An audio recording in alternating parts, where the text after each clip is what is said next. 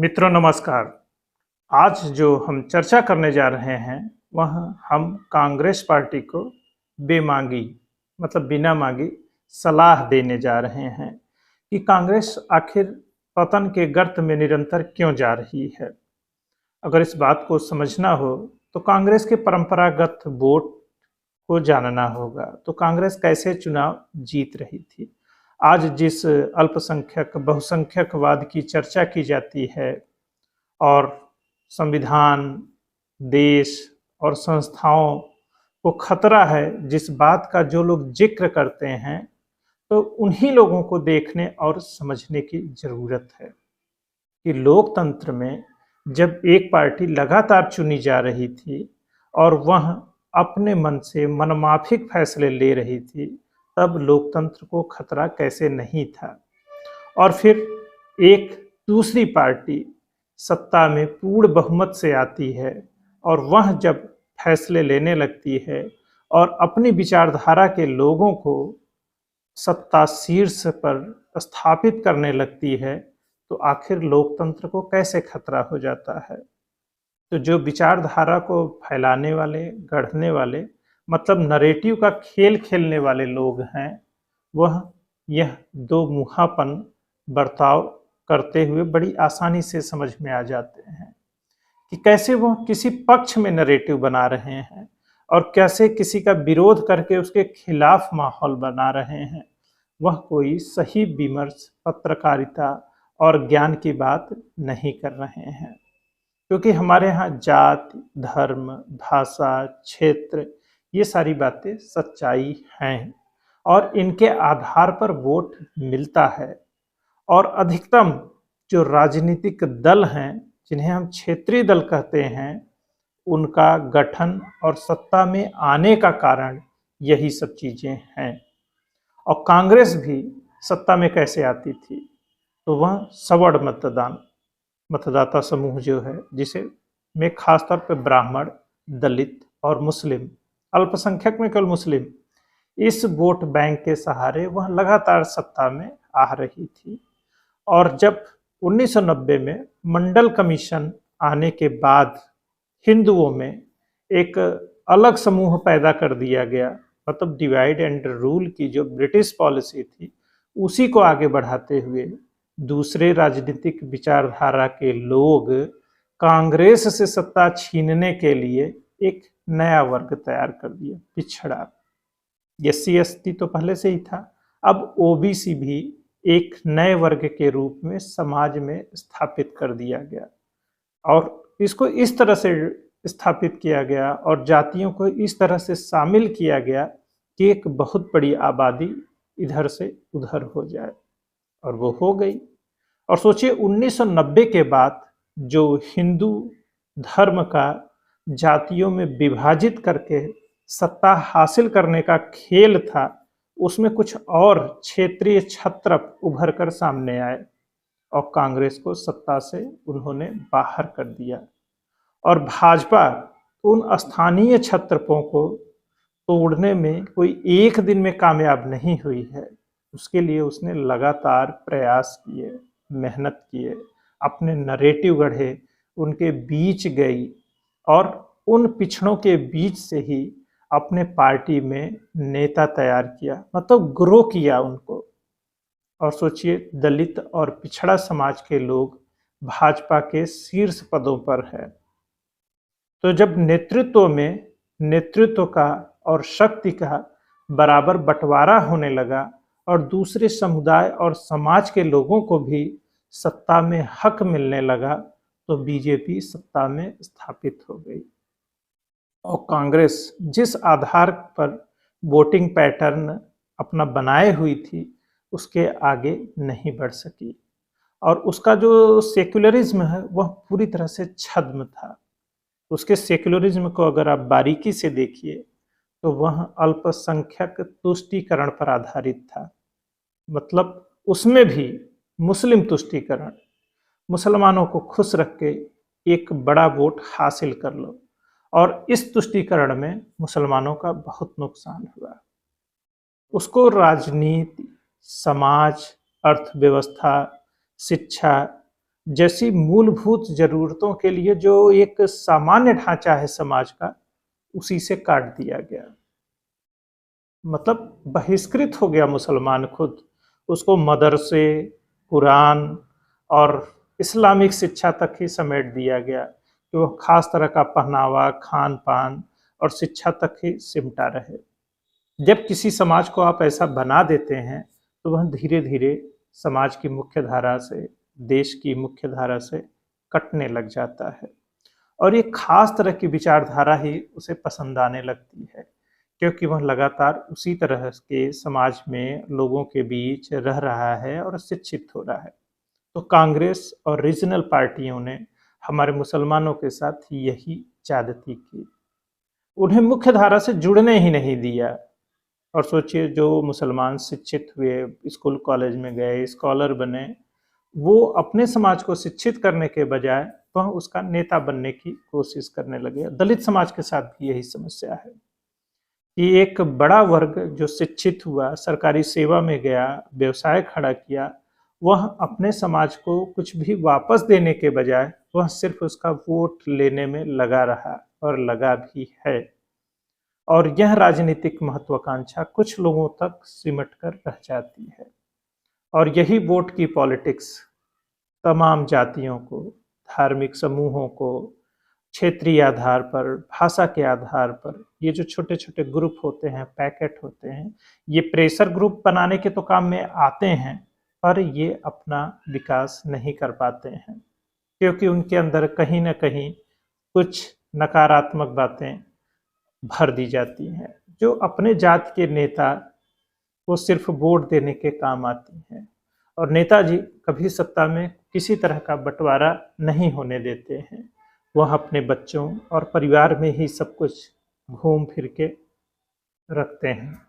तो ये जादूगर है वो नेता, जो सारा खेल अपने ही आसपास खेलता है और सारी ताकत और सत्ता अपने परिवार के बीच रखता है। लेकिन जैसे ही एजुकेशन बढ़ता है, सूचना प्रौद्योगिकी के आ जाने की वजह से लोगों के पास जानकारी का अकूत भंडार आ गया है। मतलब हम सूचना के एक्सप्रेस वे पर हैं, जहाँ चीज़ें एकदम से बहुत तेज़ी से आ रही हैं और आप जहाँ तक पहुँचना चाहते हैं पहुँच सकते हैं।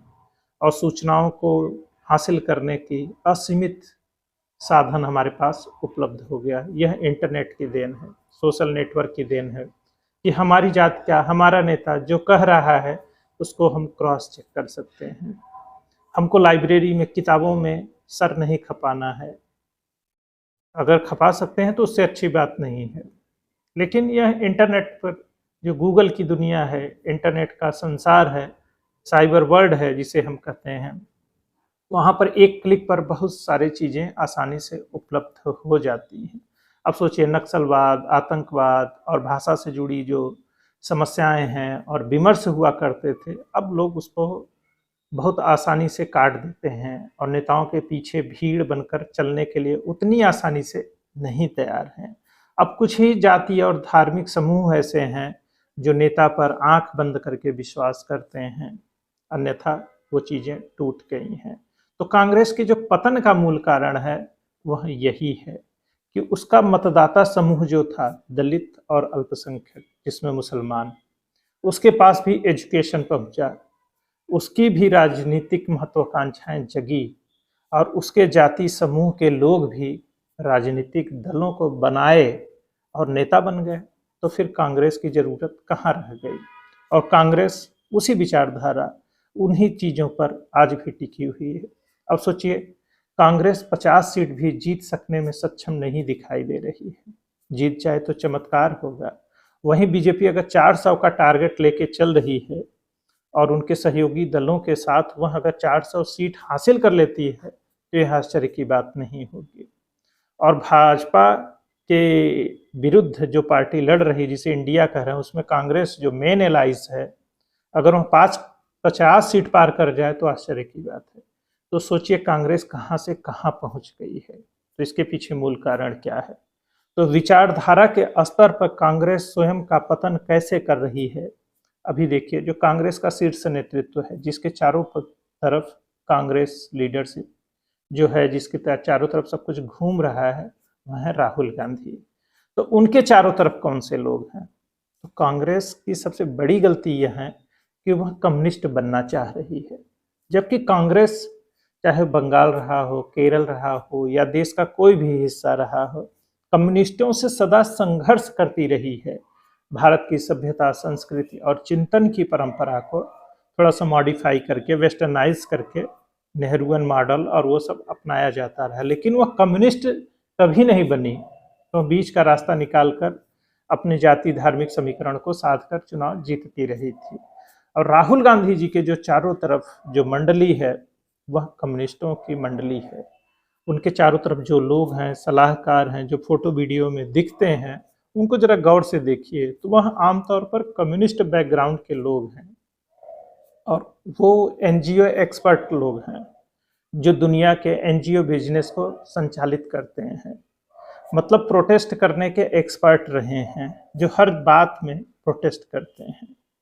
अब सोचिए, भारत की जो मूल सभ्यता संस्कृति, मतलब वही सनातन हिंदू जो सभ्यता संस्कृति के है, उसके खिलाफ बोलकर या स्टेटमेंट देकर आप देश में कैसे चुनाव जीत सकते हैं? जबकि आपका जो विरोधी दल है और उसका नेता है वह उसी बात का एक्सपर्ट है और उसी के माध्यम से वह नरेटिव गढ़ रहा है और आगे बढ़ रहा है। और आप उससे बड़ा हिंदू बनना है, साबित करना है, एटलीस्ट अगर आप बन नहीं सकते हैं, संभव भी नहीं दिखता है, तो कम से कम सनातन संस्कृति का विरोधी तो आपको नहीं दिखना है। आप अपनी खुद ए.के. एंटोनी समिति की जो रिपोर्ट है अगर उसको देखिए तो कांग्रेस के पराभव का मूल कारण उसका एंटी हिंदू दिखना रहा है। तो अब कम से कम आप सबक लीजिए और एंटी हिंदू दिखना बंद करिए। और मुस्लिम समर्थक दिखने के चक्कर में आप एंटी हिंदू दिखने लग जाते हैं। तो यह नरेटिव का जो खेल है सभी दलों को समझना होगा कि आप चाहे जो हो, लेकिन एंटी हिंदू दिखकर अब आप चुनाव नहीं जीत सकते हैं। राम, कृष्ण और शिव इस देश की आत्मा है, इस बात में कोई संदेह नहीं है।